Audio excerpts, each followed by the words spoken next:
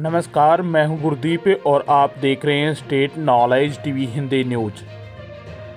हरियाणा में आज 27 मार्च को कैसा मौसम रहने वाला है। आज हरियाणा में अधिकतम तापमान 27, 28 और 29 डिग्री सेल्सियस के आसपास रहने की संभावना है और न्यूनतम तापमान 15, 16 और 17 डिग्री सेल्सियस के आसपास रहने की संभावना है।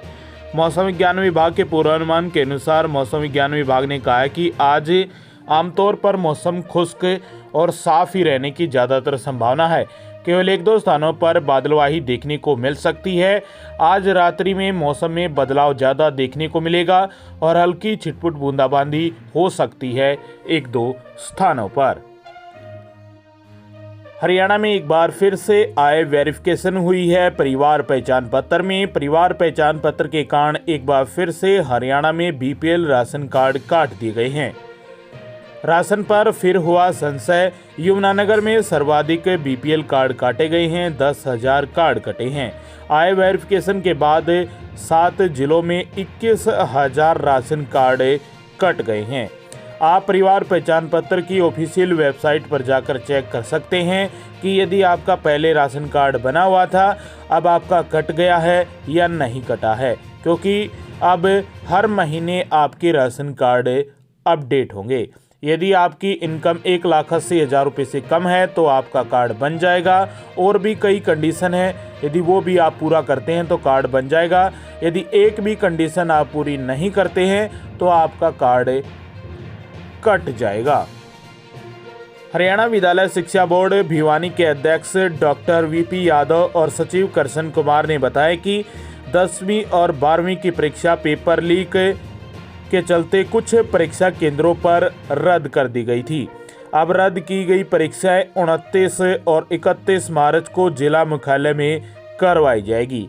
यदि आपकी भी परीक्षाएं कैंसिल हो गई थी, रद्द हो गई थी और 29 और 31 मार्च को एक बार फिर से 10वीं की परीक्षा ली जाएगी और 31 मार्च को एक दिन 12वीं की परीक्षा ली जाएगी। जी हाँ, आजकल मुख्यमंत्री मनोहर लाल खट्टर के गांव में ठहरने, चाय पीने, दोपहर का भोजन करने और रात्रि ठहराव कार्यक्रम शुरू करने की चर्चाएं हो रही हैं। मुख्यमंत्री आगामी 2 अप्रैल से 5 अप्रैल तक भिवानी जिले के 3 विधानसभा क्षेत्रों में बड़े बड़े गांव में 3 रात और 4 दिन गुजारेंगे। गांव के चारपाई पर बैठकर लोगों के बीच लोगों की समस्याएं सुनेंगे, उनसे सीधे सरकार की योजनाओं के बारे में फीडबैक लेंगे, उनसे आ रही समस्याओं का हल करेंगे। वे लोगों से जनसंवाद भी करेंगे। जनसंवाद का मतलब लोगों से बात करेंगे, उनसे पूछेंगे और उन्हें जवाब भी देंगे। हरियाणा में सोनीपत से होकर गुजरने वाले 236 किलोमीटर लंबे NH 334B पर लगने वाले टोल की दरें बढ़ा दी गई है। नई दरें 1 अप्रैल से लागू होंगी। झरोटी टोल पर दरों में 5 रुपये से लेकर 25 रुपये की बढ़ोतरी की गई है। झरोटी टोल पर जो दरें लागू की गई हैं वो पूरी आप देख सकते हैं। नई और पुरानी जो दरें हैं वाहन के साथ आपको दिखाई जा रही हैं। आप चेक कर सकते हैं आपके पास कौन सा वाहन है और अब उसकी कौन सी दरें लगने वाली हैं टोल पर। हरियाणा में लॉरेंस बिश्नोई बनकर व्यापारियों से रंगदारी मांगने का केस सामने आया है। आरोपी को पुलिस ने गिरफ्तार कर लिया है। होडल थाना पुलिस ने व्यापारियों से रंगदारी मांग रहे एक आरोपी को गिरफ्तार किया है। गिरफ्तार आरोपी व्यापारियों से लॉरेंस बिश्नोई बनकर रंगदारी मांगता था। होडल पुलिस ने मेवात जिले के गांव लोहिंगा से आरोपी को गिरफ्तार कर लिया। 82 दिन से धरने पर बैठे किसानों की बड़ी जीत हुई है। केएमपी एक्सप्रेसवे के साथ साथ बनने वाले हरियाणा ऑर्बिटल रेल कॉरिडोर के लिए अधिकृत की गई जमीन का मुआवजा करीब 2 गुना करने पर सरकार और किसानों के बीच सहमति बन गई है। झज्जर जिला उपायुक्त शक्ति सिंह ने माडोठी टोल के पास धरना स्थल पर पहुंचकर किसानों को उनका मुआवजा बढ़ाने की जानकारी दी, जिससे सरकार के महत्वाकांक्षी project Haryana orbital rail corridor के बनने का रास्ता भी साफ हो गया है। अब किसानों को दोगुना मुआवजा मिलेगा और जल्द ही इसके बारे में ऑफिशियली नोटिफिकेशन जारी कर दिया जाएगा सरकार की तरफ से।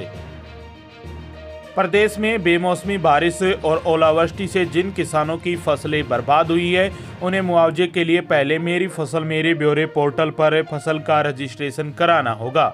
ऐसा न करने वाले किसान ई फसल क्षतिपूर्ति पोर्टल पर फसल के मुआवजे के लिए आवेदन नहीं कर पाएंगे। इसलिए सरकार उन जिलों के गांव के किसानों के लिए मेरी फसल मेरे ब्यौरे पोर्टल पर फिर से खोल रही है, जिन्होंने फसल खराब होने की जानकारी दी है। सीएम के प्रधान सचिव वी उमाशंकर ने बताया कि 11 जिलों के डीसी ने जिन गांव में फसल खराब होने की रिपोर्ट दी है, उन गांव के किसान मेरी फसल मेरे ब्यौरे पोर्टल पर आवेदन कर सकेंगे, ताकि उनको मई महीने में मुआवजा मिल सके। हरियाणा सरकार हिसार एयरपोर्ट से देश के प्रमुख शहरों में रीजनल कनेक्टिविटी बढ़ाने की तैयारी में है। एविएशन हब को एक विजन के तहत तैयार कर रही है। इसके तहत यहां से 18 और 48 सीटर विमान दूसरे शहरों के लिए उड़ान भरेंगे।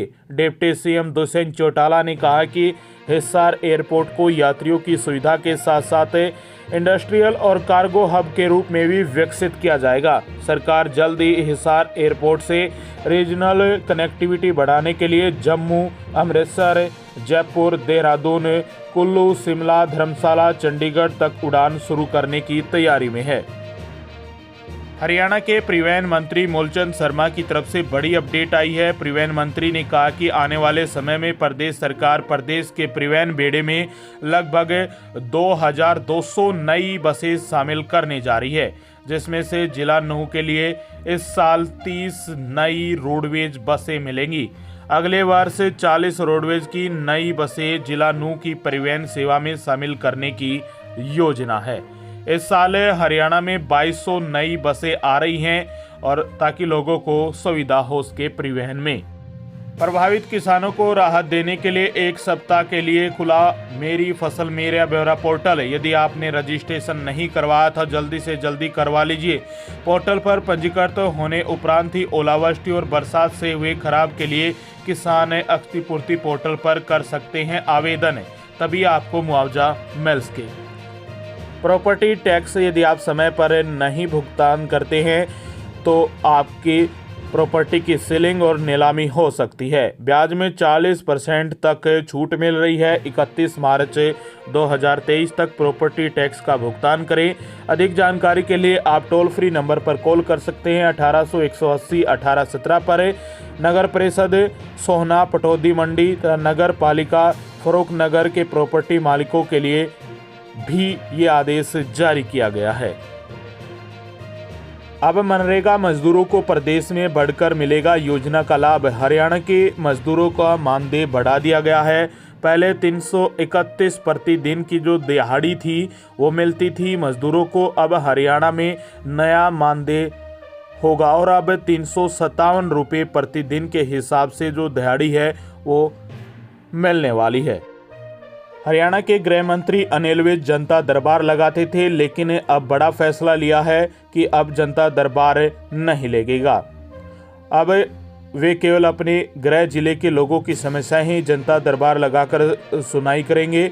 सीएम मनोहर लाल खट्टर के अधिकारियों की रोज 2 घंटे जनता के लिए ड्यूटी लगाने के फैसले के बाद अनिल विज ने ये बड़ा ऐलान किया है। बता दें कि अब उपायुक्त और अधीक्षक 2 घंटे के लिए जन समस्याएं सुनने वाले हैं। आगे भी आप रोजाना हरियाणा की खबरें जानना चाहते हैं, मुख्य खबरें, फटाफट खबरें, सभी खबरें जानने के लिए स्टेट नॉलेज टीवी हिंदी को सब्सक्राइब कर लीजिएगा।